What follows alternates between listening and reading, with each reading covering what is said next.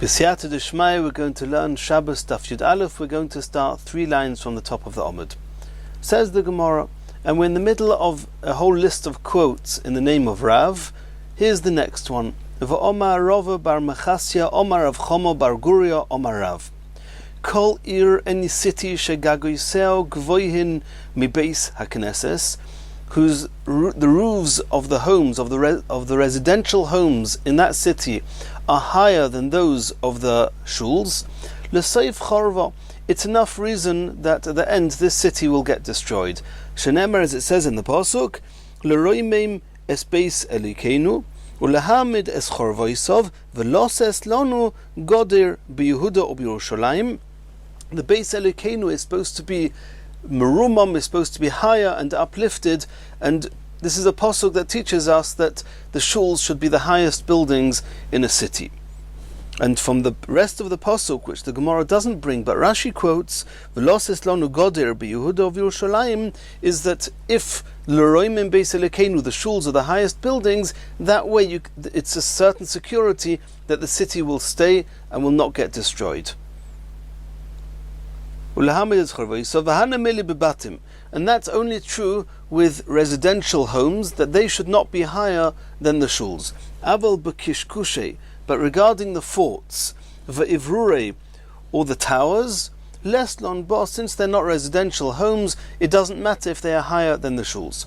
Omer Rav Ashi, ano avdi lemosa mechasya deloi chorva. Rav Ashi says, I caused the town called Mosa Mechasya to not get destroyed, because he made sure that no homes would be taller than that of the shul.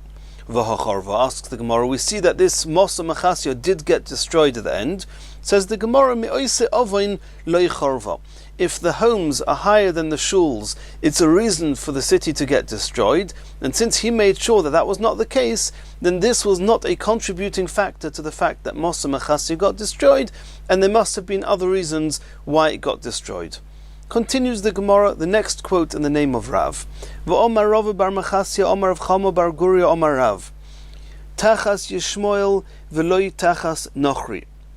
It's preferable to have to serve under somebody from Yishmoel, v'loi tachas Nochri, and not under somebody from Edom. Tachas Nochri, better to serve under somebody from Edom, v'loi tachas Chover, and not somebody affiliated to Chover, which was some association with Parsi, with the Persians. Tachas Chover v'loi Talmud Chacham, it's better to be subservient and have to serve somebody from this place called Chover, even though they were not very kind and compassionate people, rather than serving a Talmud Chacham, because if you mistreat a Talmud Chacham, then you could get severely punished. Tachas Talmud Chacham v'loi tachas Yosim v'almona, it's preferable to serve a Talmud Chacham rather than in a widow or an orphan, because a Yosim v'almona, their tears come out more readily, and Hashem sees those tears, and somebody who causes pain to a Yosim v'almona, Hashem punishes them very severely. Continues the Gemara, the next quote in the name of Rav. V'omar Rava bar Mechasya, Omar Rav Chomo bar Guria, Omar Rav. Kol choili, any illness, v'lo choili me'ayim, and not the illness of the intestines. Kol ka'ev, any pain, v'lo ka'ev leiv, and not the pain of the heart. Kol michush, any ache, v'lo michush roish, and not the ache of the head. Kol ra, any bad, v'lo isha ra, but not a bad woman, a bad wife. Continues the Gemara, the next quote in the name of Rav. Omar Rava bar Mechasya, Omar Rav Chomo bar Guria, Omar Rav. Im yiu kol hayamim dioi, if all the waters, all the seas would be ink. V'agamim, and all the marshes, all the reeds would be kulmasim, would be quilts. V'shamayim yiriyos, and the skies would be parchment. V'chol b'nei Adam, and all people, lavlerim, would be scribes. Ein maspikin, it would not suffice, lichtoiv chalolo shel roshos, to write down the depths of the kings, the governments. Ma'ikra, where do you see this in the pasuk? Omer of Mesharshia, the pasuk says, Shamayim larum, where the skies are high, and the va'oretz la'omek, and the land, the earth, in the depth. V'leiv melachim, but the hearts of a king, ein cheker, they one cannot investigate them, they are too deep, too all-encompassing, and Rashi describes all the things that the heart of the government, the heart of a king, has to do at the same time, whether it's the finances, the wars, the rules, everything. It's beyond what one can fathom. Continues the Gemara, the next quote in the name of Rav. V'omar Rav bar Machasya omar Rav Chomer bar Guria omar Rav. Yofo tanis lechaloim k'eish l'na'oires. If a person had a dream and he wants to fast to make sure that the dream should not chas v'shalom play itself out badly, then a fast is good for that dream, like a fire takes care of flax, diminishes it in a second. And so too, a tanis, a fast, diminishes anything negative of a bad dream. Omer of Chizda or Boy Bayim of Chizda says it's assuming that the fast was done on the day that he had the dream. V'omer of Yosef afilu b'Shabbos, or Yosef says this is true even if he had the dream on Shabbos, he should fast on Shabbos. Rabbi Shua b'Reider of Idi, Ikle lebeir of Ashi. Rabbi Shua, the son of Rav Idi, he met in the home of Rav Ashi. Ovdile igla tilsa. They cooked for him an igla tilsa, which is a third-born young animal, an egel, a calf. And the third child of a mother is always the best. When the first two children are born, the mother is still young and weak. When the third one is born, it's the most tasty, it's the best meat to offer. Omru lei litoim mar midi. So they said to Rabbi Yeshua, would you like to taste some of this meat? Omar Luhu, he said to him, Tainis Yasivna, I'm in a tainis now. Omru lei v'lei sovar lei mar lahodu of Yehuda, the Omar of Yehuda, lova odom ta'nisoi uporeh. Do you not hold of Rav Yehuda, who holds that you can lend and borrow? If you were going to sit in a fast one day, you can borrow today from tomorrow. You could eat today and fast tomorrow instead. So we're offering you a delicious meal. Eat from what we've prepared for you, and you'll fast tomorrow. As Omar Lei, so he answered him back, Tainis chaloimhu. This is not a regular fast. This is a fast for a dream. And now he's going to quote what we just saw in the Gemara. V'omar Rav bar Machasya omar Rav Chomer bar Guria omar Rav. It's been told in the name of Rav that Yofo tanis lechaloim kaish l'na'oires. A fast destroys anything bad in a dream, like fire destroys flax. V'omer of Chizda obay bayim. Rav Chizda said it should be on that day. V'omer of Yosef afilu b'Shabbos, and Rav Yosef said even on Shabbos. And therefore, since I had a dream today or last night, I don't want to eat. I'm in a fast today. Continues the Gemara. We're going back to the Mishnah. V'im hischilu ein mafsikin. The Mishnah said a whole load of things that you should not do samuch lemincha. And then the Mishnah said in mischilu, if you started them, even though you possibly shouldn't have, ein mafsikin, you do not have to stop, you can continue, just make sure you don't miss mincha. And then the Mishnah carries on, mafsikin l'kriyas shema ve'ein mafsikin l'tfilah, that you stop in order to say kriyas shema, but you do not stop in order to daven. Asks the Gemara, v'hatonu le'reisha ein mafsikin. It already says v'im ischilu ein mafsikin, and we're talking about tefillah. So you see that you do not have to stop for tefillah. Why do you repeat it again a line later that mafsikin l'kriyas shema ve'ein mafsikin l'tfilah? We know that you don't need to stop for tefillah. Says the Gemara, Sefer oson l'divrei Torah. The final line that we quoted, that mafsikin l'kriyas shema ve'ein mafsikin l'tfilah, is not talking about the stopping to do any of the things mentioned in the Mishnah, like going to the barber, etc. Rather, it's talking about someone who's in the middle of learning, that he stops learning in order to say Kriyas Shema, but he does not have to stop learning in order to daven. The Tanya we saw in the Brisa, Chaverim shayu oiskim b'Torah, the friends, the Chaverim that were engaged in Torah learning, mafsikin Kriyas Shema ve'ein mafsikin l'tfilah, they stop their learning to say Kriyas Shema, but they do not stop their learning in order to daven. Omer Rabbi Yochanan, Rabbi Yochanan adds, Lo yishonu, this is only true that they do not stop in order to daven, Elo kagoyin Reb Shimon ben Yochai v'chaveirov, only people like Reb Shimon ben Yochai and his friends, shetiroson umnuson, that their learning, that was their only activity, that was the only thing that they did, and they would not stop in order to make a living. And since they didn't stop for anything in the world, therefore they do not have to stop to daven. Aval kagoin onu, but us, that we stop learning in order to go and work, mafsikin kriyas shema velitfila, we have to stop not only to say kriyas shema, that the time of kriyas shema is min haTorah, but we also have to stop in order to daven, even though that may be only d'Rabbanon. V'hotanya kashem she'ein mafsikin netfila kach ein mafsikin kriyas shema. The Brisa says that in the same way as you do not have to stop to daven, so too you do not have to stop for kriyas shema, and that seems to be the opposite of what we just saw now, that for everybody has to stop with Kriyas Shema, and for people not like Rav Shimon, they have to stop also for learning.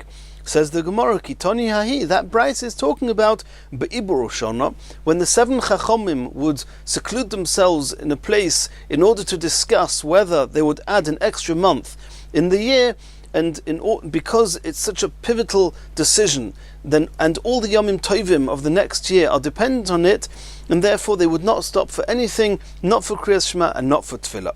Da'amar Rav Ad bar Ava, v'chein tanu Saba de Hagrunya.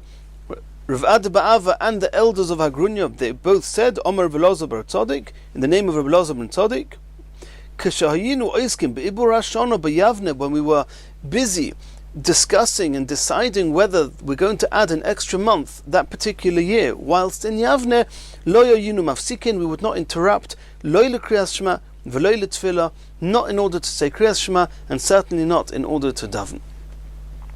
Says the Mishnah, and this is a type of continuation from the previous Mishnah. In the previous Mishnah, the Mishnah listed the things one should not do before Mincha, for fear that we're going to continue and get carried away and miss Mincha. So it says here, Lo yetze hachayot b'machtoi samuch l'chashecha. A tailor should not go out with a needle close to Shabbos. It's still Erev Shabbos. But if you go out with a needle, you might get carried away and forget that you have the needle on you, and then you'll end up carrying it on Shabbos. And therefore, even samuch l'chashecha, even before Shabbos, you should not go out with that needle. And this obviously only applies to Erev Shabbos and not to any other day. Shemo yishkach v'yetze, you might forget and you're going to transfer this needle from one Rishus to the other, or you might carry it in a Rishus Harabim. And the Mishnah continues, V'lo ya'lav lor b'kul masoi, the scribe should not go out samuch l'chashecha with his quill, V'lo yafle es keilov, and the person should not separate the lice from his clothes, talking about on Shabbos. V'lo yikra lo yiraner, he should not read from a candle, again talking about on Shabbos.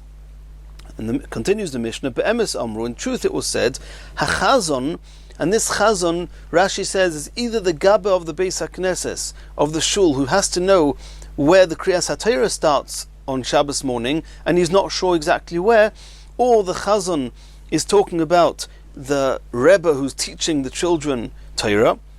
Roya heichon tinoikas koirin, this chazon is allowed to look where the children are reading from. There was no problem of the children reading with the oira neir, with a candle, because the children would not come to move the candle in order to see better, and moving the candle would be a transgression of mavir, of causing a flame to be made bigger, or the malacha of mavir we're going to learn about later on in the Masechta.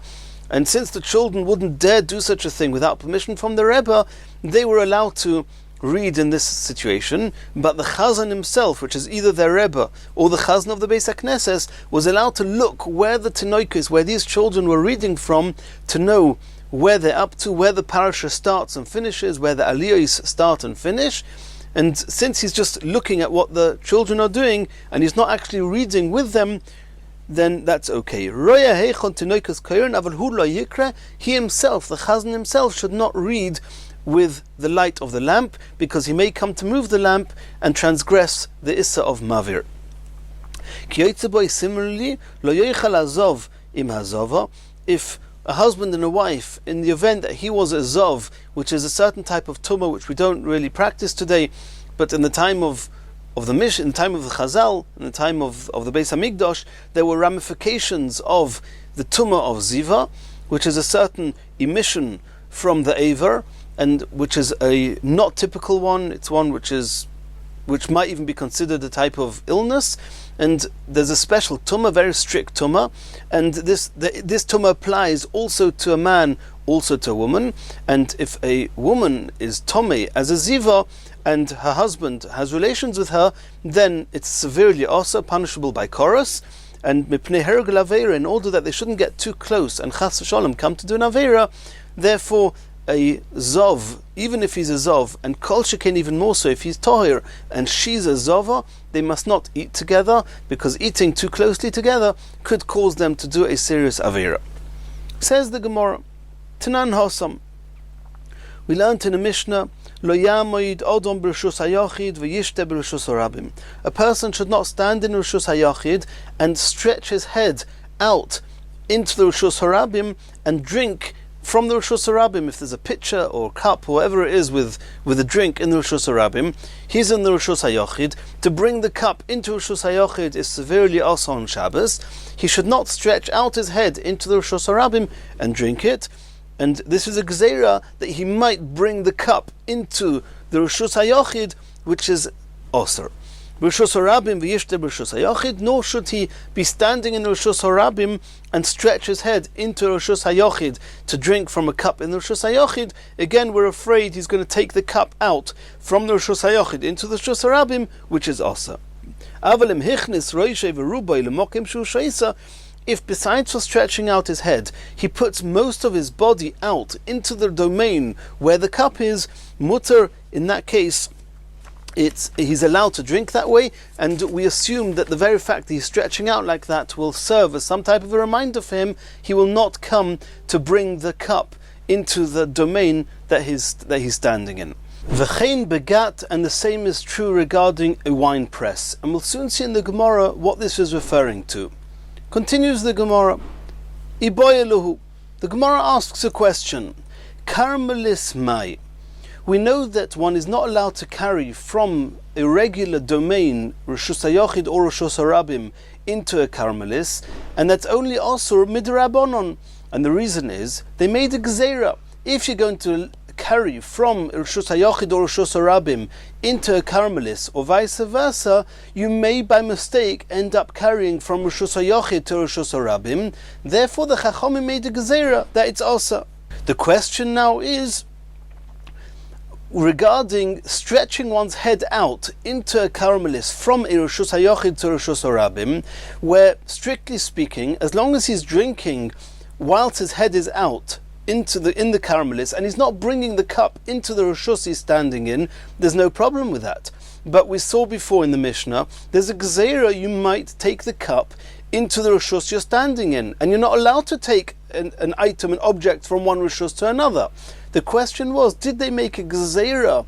Don't stretch out your head and drink in a karmelis, because you might bring it in, when the whole issa to take something from a karmelis into another reshus is in itself only a gzeira. Generally, we have a rule that the chachamim did not make a gzeira legzeira, didn't make one decree in order to avoid transgressing another one. That's the question here. Omar Abaya. Abaya said he. In the same way as one is not allowed to stretch one's head out from reshus hayachid to reshus harabim or vice versa, so too one may not stretch one's head from one of those reshuyos into a karmelis. It's osa, and there's no difference. Rava Omar. Rava says no. He gufa gzeira. The whole issa to carry to and from a karmelis is only a gzeira. V'anan neikam v'nigzer gzeira legzeira. We should make a gzeira on that gzeira. No, we don't do that. Omar Abaya. Minoa minalo. Abaya is now going to tell us, I'll give you a proof that I find that they did make such a gzeira with a karmelis. Diktoni, we learnt in the Mishnah, v'chein begas, that the same applies to a wine press. Asks Abaya, my gas, what's the status of this wine press? Irushus hayachid, if the wine press is 10 tfachim high and 4x4 and more in size, then it's reshus hayachid tanina. We already said explicitly in the Mishnah, you must not stretch out your head from reshus harabim into reshus hayachid. What's the Mishnah adding by telling us that the same is true with a wine press? Reshus harabim, if we're talking about a reshus harabim, which means that the wine press is less than 3 tfachim off the ground, and the public could walk through it, we've already said Tanina, we already said explicitly, you're not allowed to stretch your head from Rishus HaYochid into Rishus HaRabim. So what's the gas telling us? Elolav Karmelis. It must be that the gas has the status of a Karmelis. It's more than 4x4 Tvachim, and it's above 3 Tvachim off the ground. It has the status of a Karmelis, and the Mishnah is explicitly telling us you're not allowed to stretch your head into a wine press in order to drink from there. So Abaya says that's proof to what I said, that in the same way as you may not stretch out your head into Rishus HaRabim or Rishus HaYochid, so too into a Karmelis. Rava Omar, Rava says no. V'chein begas, the words v'chein begas in that Mishnah have no connection b'chlal to Hilchas Shabbos. It's a different halacha, le'inyan Maisa. It's to do with the halacha in Maisa. We know that fruits or the grapes, the wine, before eating them, one has to take trumas and maestras. The halacha is that one is only mechuyev, one is only required to take the maestras after Gemar Melacha, the end of the Melacha, when the food has been harvested and is completely ready now for sale, for all intents and purposes, then there's a chiyuv to take maisa. In a wine press, the Gemar Melacha is marked when the wine has run down into the boyer, into the pit. While the wine is still in the press, it's not yet considered Gemar Melacha. The halacha is that before Gemar Melacha, one is allowed to drink from the wine or eat from the fruits on condition that it's arai, not keva. It mustn't be a permanent type of eating or drinking. If it's just on the way, just by the way, is an arai, then you're allowed to eat or drink from it. So this wine, which is now in the wine press, you're allowed to drink there before Maisa, but on one condition, that it's in the wine press. If you take it out of the wine press, then it's already considered, or it has the same halacha as a Gemar Melacha. It's already got a certain kvius, it's fixated, and even though it's not, strictly speaking, had Gemar Melacha, one is chayev in Maisa. And even in the wine press itself, one is only allowed to drink it in a way, in a fashion which is not keva, it's just arai. And we're going to see now. Rava Omar v'chein begas le'inyan Maisa, regarding Maisa. V'chein Omar of Sheshes also said like Rava that v'chein begas, the words v'chein begas, similarly in the wine press, le'inyan Maisa is referring to Maisa. And now we'll see the halachas. Ditnan, we learned in a Mishnah, Shoisin al hagas. You're allowed to drink from the wine whilst in the wine press, only in the wine press, not outside of it. Bein ala chamin, bein ala tzoinon. Irrespective of whether you dilute the wine with warm water, with hot water, or with cold water. Upater, and he does not have to take Meiser Divrei Reb Meir. That's the opinion of Reb Meir. Reb Elazar Reb Tzadok Mechayev. Reb Elazar Reb Tzadok says that since he's diluting the wine, that already gives it a status of a drinking which has a certain kvius, and therefore one has to take Meiser before drinking it. The Chachomim say, Al Hachamin, if you're diluting it with warm or with hot water, Chayev, it's Chayev, because you're more or less fixing a situation where you're going to have to drink everything that's in the cup, because the leftovers you cannot pour back into the wine press, because the fact that it's diluted in hot water, it will destroy the rest of the wine. But if you diluted it in cold water, potter, then you do not need to take Meiser, because you didn't necessarily intend to even drink a full cup, and whatever's left in the cup you can pour back into the wine press. Why? Because he's allowed to, because he's able to return the leftovers of the wine that has been diluted in cold water back into the press, and therefore it's not called kavua, he can drink it. Now, since we saw in this Mishnah that shoisin al hagas, you're only allowed to drink in the wine press, what's going to be the halacha if somebody's standing outside the wine press and he puts his head into the wine press and takes some wine? Is that allowed or is that not allowed?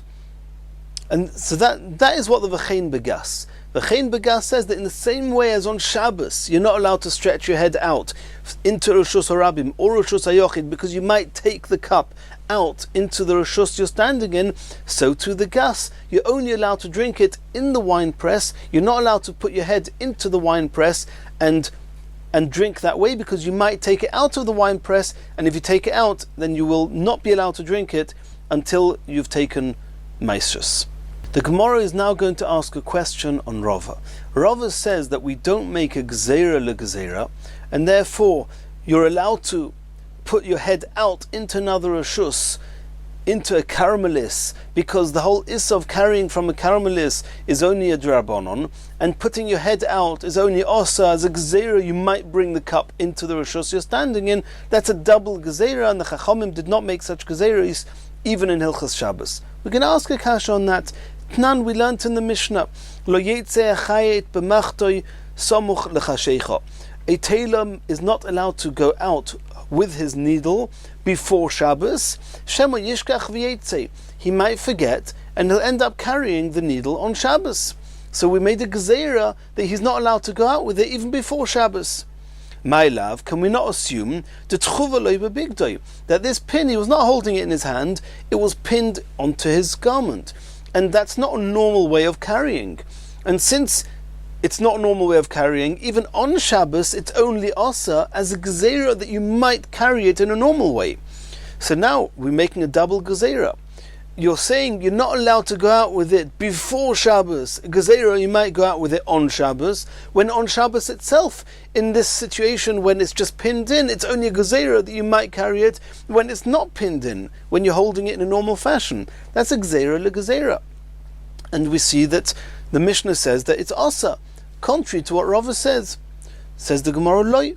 The Mishnah is talking about he's holding the pin in his hand, and then it's a very normal way of carrying. So it's one gezeira.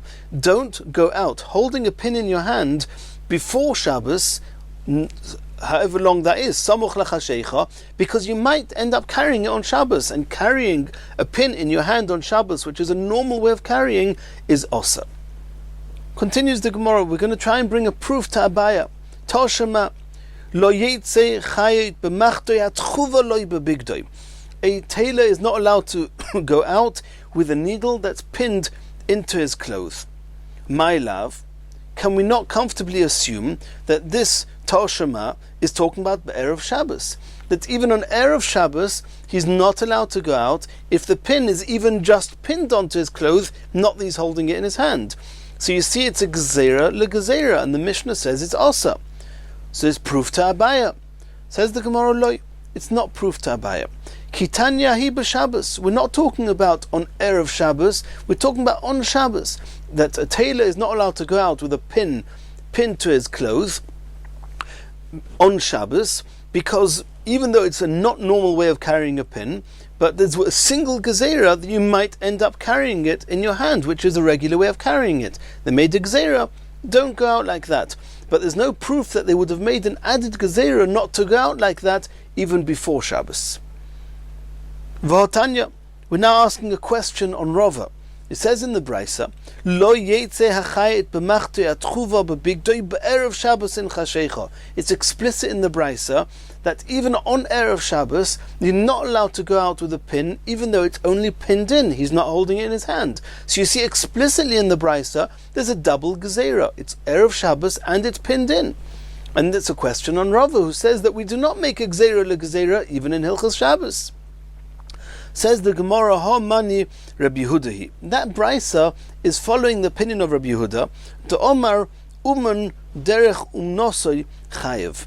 Rabbi Yehuda holds that since it was normal for a professional, for a tailor, to go out advertising his profession by pinning his needle into his garment, even though other people would not carry this way, for him it's called a derech hitzah, it's called a regular way of carrying, and therefore on Shabbos it would be severely asa as a melacha de'iraisa of hitzah, and therefore not going out with it on Erev Shabbos is a single gezeira, not a double gezeira, and therefore the Brisa says it's asa. To Tanya, we saw in the Brisa, Lo yetzeh achayet b'machtoi atchuva loy b'bigdoi. A tailor is not allowed to go out with a pin pinned into his garment. V'loy nagar, nor is a carpenter allowed to go out b'kesam sheba'oznoi, with a ruler that he used to put on his ears, also as a form of advertising his profession. V'loy seiruk, and the comber was not allowed to go out b'meshicha shebe'oznoi, with a cord he would put round his ears, and this was a cord that he would use to comb the wool. V'loi gardi, and a weaver is not allowed to go out be'ira shebe'oznoi, with a stopper that he would use for one of the parts of the loom of the warp that he would be weaving the cloth with. He's not allowed to go with that on his ear. V'lo yitzava, and not a painter bedugma is not allowed to go out with a sample of some dyed cloth shebetzavori that he would put round his neck. V'lo shulchani, and the money changer is not allowed to go out bedinar shebe'oznei, with a coin that he would put on his ear. V'im yotza, and if any of these professionals went out in such a way, Potter, he's Potter, Aval Osur. It's also Divri Reb Meir, because Reb Meir says it's an unusual way of carrying, even for the professionals it's unusual, and they would only go out that way in order to advertise, but it was not a regular way of carrying it. Rabbi Yehuda says no. Umon derech umnosei chayev. Since this is the way that the professionals would go out, it's called derech hitzah, it's called a regular way of carrying, and therefore he's chayev on Shabbos. V'shar kol adam, but anybody else who's not a professional, who goes round with a pin stuck to his cloth, or with a ruler behind his ears, for other people it's clearly not a normal way of doing the melacha. And the rule in Hilchos Shabbos is that if you do a melacha in an irregular fashion, then you're not chayiv, it's osa, but he's potter, he doesn't get the punishment of chilul Shabbos. So the brisa that we said before, that lo yetze achayet b'machto atchuva b'bigdoi be'erev Shabbos in chashecha, and we asked a question, it's a double gezerah contrary to what Rava says. The answer is no. According to Rabbi Yehuda, it's not a double gezerah. For the professionals, it's also to go out this way as a single gezerah before Shabbos. We made a gezerah, you might go out like this on Shabbos, and on Shabbos it's not a gezerah, it's the regular way of them doing haitzah, and therefore it's chayev, not as a gezerah. Continues the Gemara. In the next Gemara we're going to discuss the halacha of a zov. And as we've mentioned before, a zov is a man that has a certain discharge that comes out of the aver, and in some cases there's the whole Masechah Zovim to explain to us all the details, but a zov is a severe tummy. And in order for the discharge not to dirty his clothes, then a zov would typically go round with a type of a pouch called a kiss on the aver in order to collect the discharge and keep his clothes clean. The question is, may the zov go out with this kiss on Shabbos? Says the Gemara, Toni Choda, in one brisa we learned, Lo yetze azov bekisoi, a zov may not go out with this pouch, ve'im yotza potter, and if he went out it's potter, since it's not a normal way of carrying, it's not a typical way of carrying a pouch by tying it to one's gid. Aval osar, however, it's osar. V'tani idoch, in another brisa we learned, Lo yetze, he's not allowed to go out with a pouch on Shabbos, ve'im yotza chayev chatos, it's severely osar, he's carried on Shabbos. Omer Rav Yosef. Rav Yosef explained that it's not a contradiction. Lo kasha. Ha Rav Meir. The brisa that says that he's potter is following Rav Meir. Ha Rab Yehuda. And the brisa that says that he's chayev is Rab Yehuda, as we saw before. That even though pinning a pin to one's clothes is not a normal way of going out for regular people, but for the professionals it is a normal way of doing it. And we saw before that Rab Yehuda holds that since a professional goes out this way, if the professional goes out this way, he's chayev. Reb Meir says that since people do not go out normally this way, even the professionals, it's not called a normal way of going out, and it's potter aval osa. So we say the same thing here. For normal people, don't go out with a pouch like this. The fact that he goes out with a pouch like this, it's not normal, and therefore, according to Reb Meir, he'll be potter. According to Yehuda, he'll be chayev. That's how Rav Yosef wanted to explain the contradiction in these brises. Omar le Abaye. Abaye commented and responded to Rav Yosef. When did Rav Meir say that it's potter? B'midi de lav hainu urche.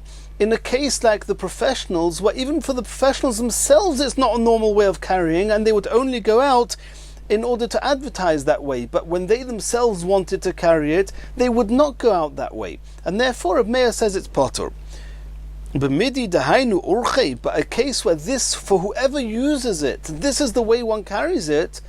For example, if those professionals would always carry those tools that way, or in the case of the Zov, where all Zovs, the normal way of them going out is with a pouch in order to collect the discharge, then for the Zov, it's a normal way of doing it. Hainu urche, mishomisle, can you still assume that Rav Meir would say it's potter? Maybe it would be chayev.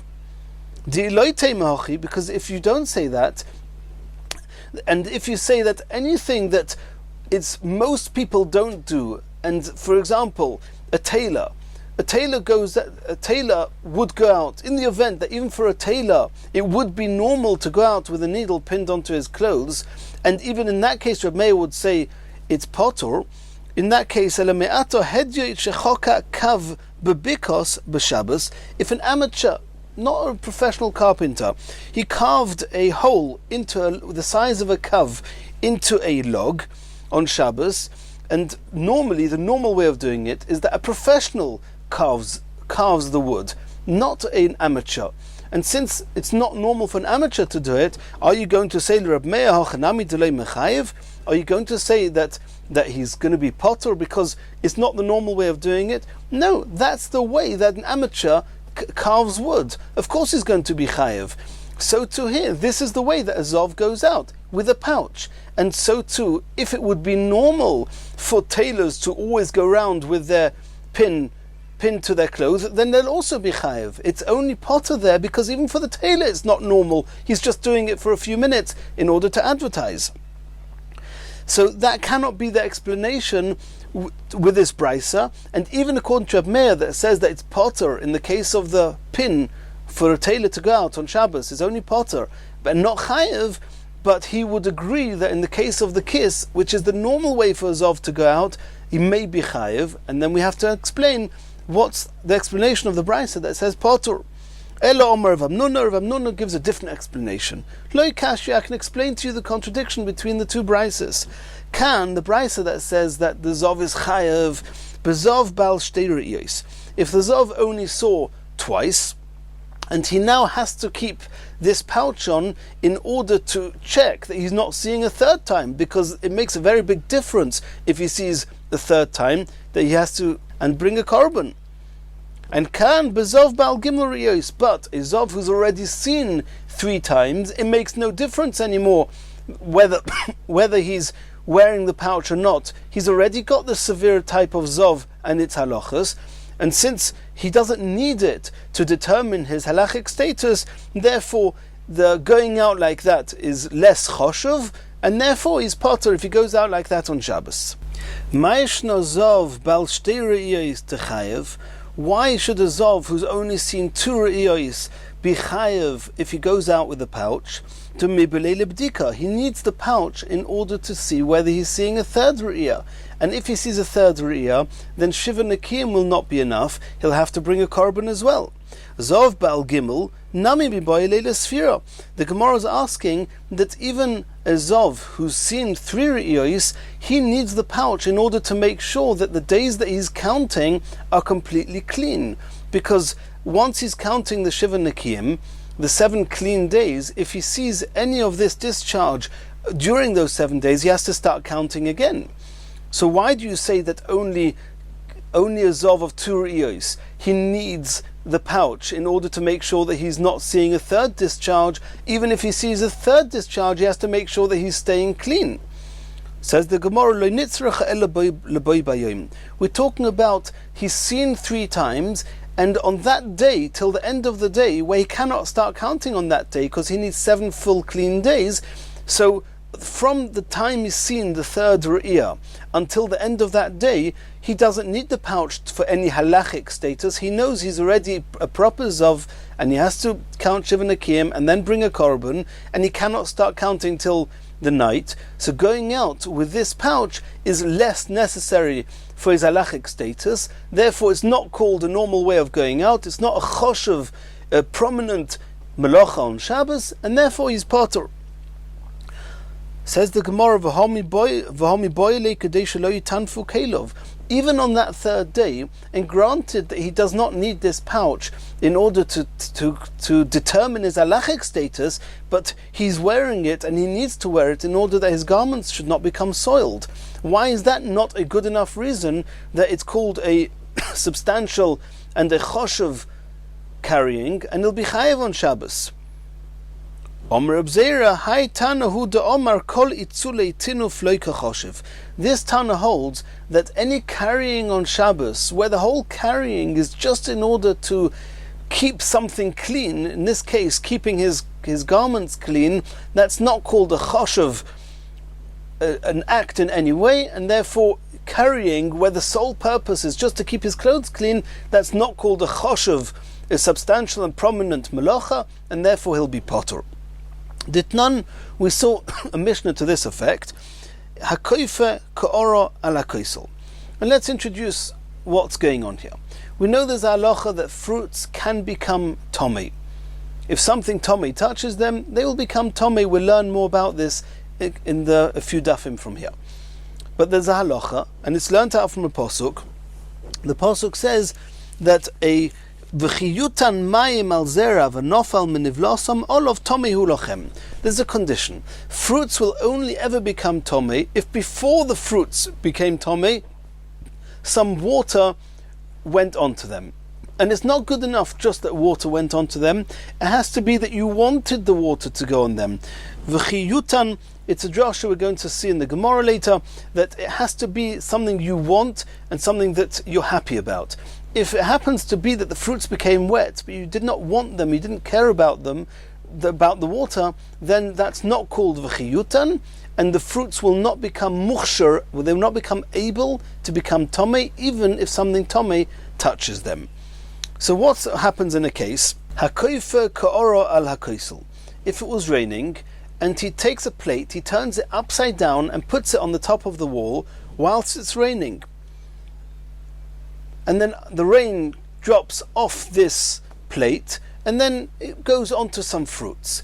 Do we say that he wanted this rain at any point? He clearly didn't need or want this rain on the fruits. The question is, did he need or want the rain on the plate? And if he did, then the halacha is that if at any point he wanted the water, even if at a second stage, even when it touches the fruits, he didn't need it or want it, since he wanted it at some stage before, it's already called v'chiyutan, and the fruits will be able to become tomei after that. The question is, did he want the rain on this plate or not? So the Gemara says as follows: Im bishvil shetudach hakara, if you turn this plate upside down in order for the plate to become cleansed, which means he wanted the rain on the plate, hareze b'chiyutan, it's called b'chiyutan if afterwards the rain flows onto some fruits. Im bishvil shelo yiloke hakoisel, if the only reason you turn this plate upside down and put it on the wall was not in order for the plate to get clean, but just in order to protect the wall from getting damaged from the water, eine b'chiyutan, it's not called v'chiyutan. So you see here clearly, it would seem that since the plate is there in order to protect the wall, it's not called that he wants the rain. So too here, since the pouch is on the zov just in order to collect the discharge, that's not called something choshev, it's not called something desirable, something you want, and therefore carrying this pouch for such a type of zov on the third day where there's no halachic difference with knowing whether there's any more discharge or not is not called carrying something substantial, and therefore he'll be potter. Says the Gemara, no, you cannot prove from this Mishnah that kol itzulei tinuf loika choshev, that going out with something that's there just in order to protect something from getting soiled is not called choshev. You cannot prove it from this Mishnah. Midomi, it's not similar. Hasam loika boya luhu lahani mashkin klal. Over there's a condition. V'chiyutan means I need to want the water. I don't want the water, and at no point did I want the water. Hocha, but in the case of the zov, kaboya luhu lahaikis lekibule beiziva. Over here, it's about wanting the carrying. We're talking about Hilchos Haitzah on Shabbos. And whether I want the discharge or don't want the discharge is not relevant. Do you want to be carrying this pouch? And the answer is definitely yes. I want to be carrying this pouch, and therefore just because the pouch is there in order not to get soiled by the discharge and you don't want the discharge, there's no reason that that should not be called a substantial act of carrying. He wants to carry this pouch in order to receive the discharge. If you want to compare it to the halachas of v'chiyutan, then compare it to the rest of that Mishnah. What does it say in the Mishnah further along? It says there, areva, a bowl, sheyered delef l'soicha. If the roof is leaking and he puts this bowl in the room in order to collect the drips that are dripping from the leak. Then mayim hanitzin, those drops that splash out of this bowl, v'hanitzbin, or they spill over, the overflow, einon b'chiyuton. They are not called b'chiyuton. I don't want that water. V'shebeteicha, but the water inside the bowl, hareze b'chiyuton. I do want I obviously, from the fact that I put the bowl facing up, I want to collect the water, and therefore it's called b'chiyuton. I'm okay with the fact the water is going in this bowl, and it's called I want the water there. So to here, in the case of the pouch, it's called I want the pouch to be able to collect the discharge. It's choshuv, and therefore there's no reason not to be chayev on Shabbos. So we're back to our original question. How are we going to explain the brisa that says that Zov going out with a pouch like this is going to be potur? Ella, the Gemara is now giving a third explanation. Abaya v'Rava de Omru Tarvayu. Abaya and Rava both explain Loi Kasha, harder of Yehuda, harder of Shimon. There's a famous and machlekes which we're going to learn about still. A malacha she'einot tzricha legufa. If you don't have any intent, if you don't have any need for this malacha. For example, in the case of the ziva, this person doesn't want the discharge, he doesn't need the discharge, he doesn't need to carry the discharge anyway, he doesn't want the pouch there, he has no need for all this. What can he do? That's the situation. He has a discharge, he puts on the kiss, but it's not as if he's got an intention and a purpose of carrying a kiss from one place to the next because he wants the kiss to be not here, he wants it somewhere else. That's called a malacha she'einot tzricha legufa. And we see that the halacha with malacha she'einot tzricha legufa, Rabbi Yehuda says that he's chayev, Rabbi Shimon says he's patur. So too here. It's true that with everything we've seen, he needs this pouch and it's called carrying, but tachlis, the end of the day, he does not want this carrying, he doesn't have any interest in this pouch being transferred from place to place, and therefore according to Reb Shimon he'll be potter. According to Reb Yehuda that says that even a melacha she'einot tzricha legufa chayev, he's going to say that it's chayev. And in Mirz Hashem in the next shir we'll carry on from here.